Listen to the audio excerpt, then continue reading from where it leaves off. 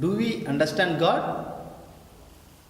Modern man is able to understand most of the things in the world with the technology. But when it comes to the matter of God, many say we have not understood God.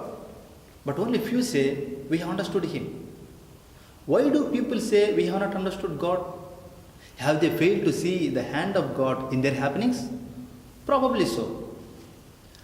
What about the people who say we have understood God? Have they understood God correctly? On what basis do they claim that they have understood? They give a simple answer: they understand God on the basis of retributive justice. What does this mean? In simple terms, it means blessings to the good and righteous people and curses on the bad and wicked people. Some cleverly substantiate this view by citing Abraham was faithful to God and received blessings. Noah was faithful, so he and his family was saved.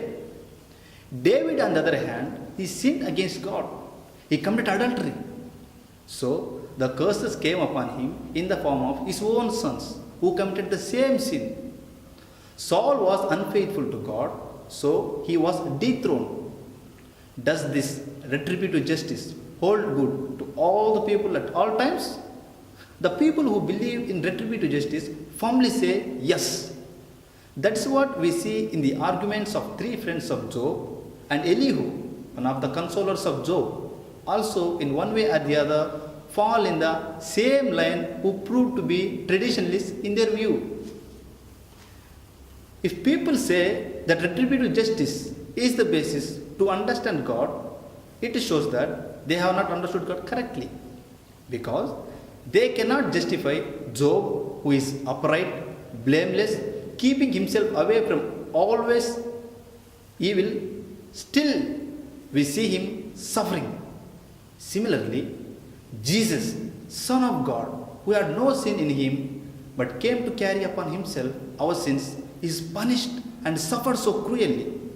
How can we evaluate when righteous and good people suffer and at the same time evil and wicked people flourish?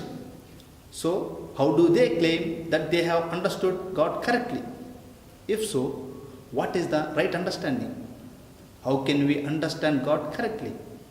The only way to surrender to God and His designs is to surrender to Him in silence and humility.